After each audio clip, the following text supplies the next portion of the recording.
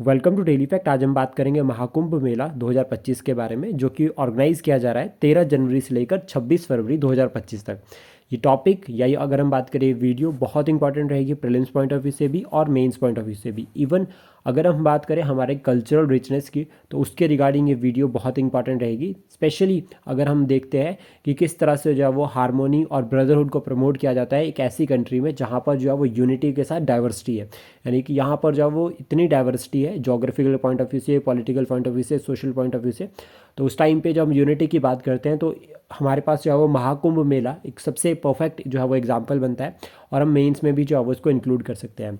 अगर हम administrative point of view से बात करें तो महाकुंभ में सबसे ज़्यादा वर्ल्ड की हाईएस्ट गैदरिंग, लार्जेस्ट गैदरिंग जो महाकुंभ में होती है।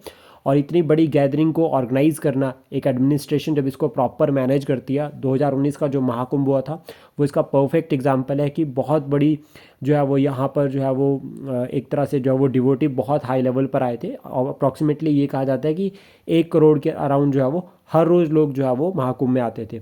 तो ऑलमोस्ट इतनी बड़ी पिलग्रिम्स को इतने हाई लेवल पर जो है वो लोगों को मैनेज करना, प्रॉपर एडमिनिस्ट्रेशन को देखना, ये एक जो है वो बहुत बड़ा जो है वो एक सक्सेस मानी जाती है। तो पूरा जो है वो हम प्रॉपर डिस्कस करेंगे। हिस्टोरिकल बैकग्राउंड यानी कि एंशियंट टाइम से लेकर मेडिवियल पीरियड, मॉडर्न पीरियड, पूरा जो हम प्रॉपर डिस्कस करेंगे प्रेजेंट टाइम तक।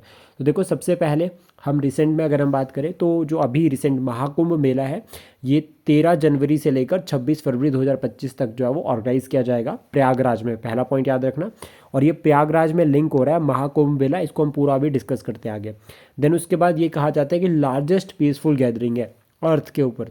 अप्रॉक्सीमेटली कह सकते हैं कि अगर 1 करोड़ लोग हर रोज़ आ रहे हैं, और ये टारगेट किया जा रहा है कि करीब 40 करोड़ लोग जो है वो यहाँ पर आएंगे, और सिर्फ इंडिया के ही नहीं वर्ल्ड वाइड जो है वो लोग जो है वो इस टाइम भारत आ रहे हैं। तो पहला पॉइंट ये हो गया।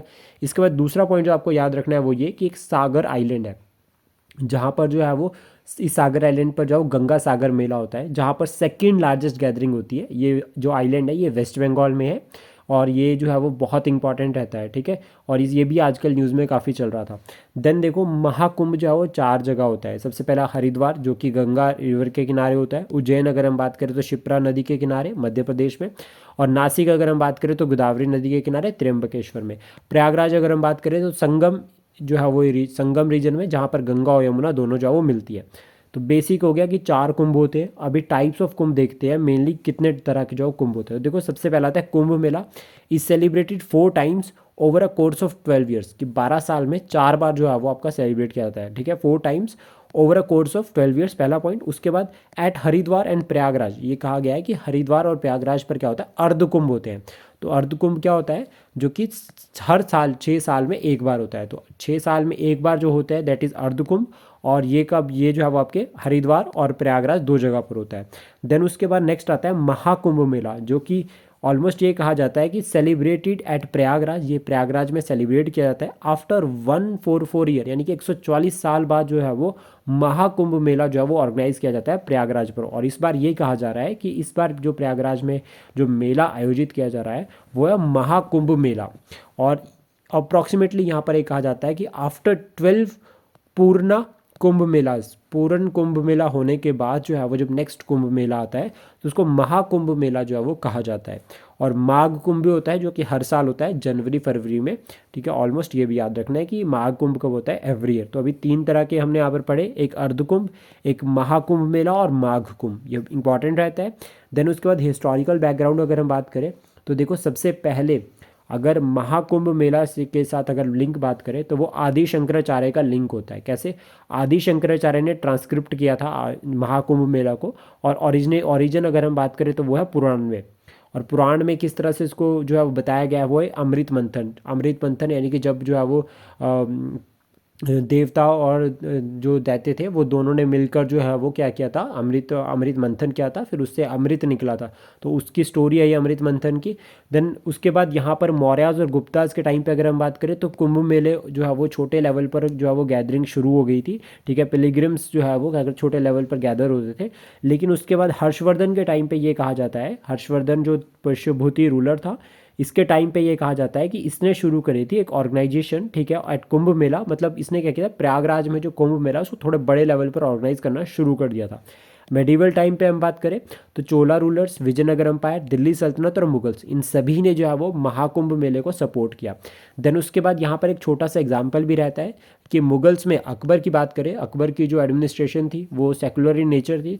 तो ऐसा कहा जाता है कि अकबर ने 1565 में जो नागा साधुस थे उनको रॉयल एंट्री ऑनर प्रोवाइड किया था, ताकि वो कुंभ मेले में जो है वो बिना किसी रुकावट के जा सके। देन उसके बाद ब्रिटिशर्स की बात करें तो ब्रिटिशर्स ने भी जो ये इंटेंजिबल जो है वो हमारा कल्चर है इसमें बहुत इंटरेस्ट लिया, और उन्होंने भी जो है वो महाकुंभ मेले को ऑर्गेनाइज करा, और साथ में ही जो है उसके ऊपर डॉक्यूमेंट्रीज वगैरह और बुक्स भी लिखी है, ठीक है, जिसके थ्रू जो है वो हमें different different point of view जो है वो पढ़ने को मिलता है रिगार्डिंग द कुंभ। देन उसके बाद पोस्ट इंडिपेंडेंस हम बात करें तो सबसे पहला तो इंपॉर्टेंट याद रखना है कि पोस्ट इंडिपेंडेंस महाकुंभ मेले को या कुंभ मेले को जो है वो क्या माना जाता है, यूनिटी इन डाइवर्सिटी, यानी कि एक तरह से सिंबल की तरह काम करता है कि यूनिटी इन डाइवर्सिटी का सिंबल है महाकुंभ मेला।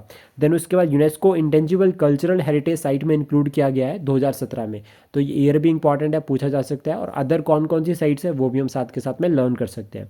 देन उसका सिग्निफिकेंस हम बात करें तो देखो सिग्निफिकेंस को हम थोड़ा सा जो है वो यहाँ पे हर एंगल से लिंक करेंगे। तो देखो सबसे पहला स्पिरिचुअल रेलेवेंस के लिए बहुत इंपॉर्टेंट है कि मोक्ष अटेन करने के लोग जो है वो डिप करते हैं कुंभ के टाइम पे। जो जितने भी हमारे जो गंगा रिवर हो गई, शिप्रा रिवर हो गई, या फिर गोदावरी रिवर हो गई, या फिर अगर हम बात करें संगम रीजन हो गया, तो यहाँ पर जो डिप करने से क्या होता है कि मोक्ष की प्राप्ति होती है। उसके कल्चरल शोकेस जैसे कि हमारे क्लासिकल डांसेस हो गए लाइक कथक, भरतनाट्यम, कुचिपुड़ी, तो क्लासिकल डांसेस के बड़े यहाँ पर जो शोज़ होते हैं, तो उससे क्या है कि कल्चरल रिचनेस को प्रमोट किया जाता है।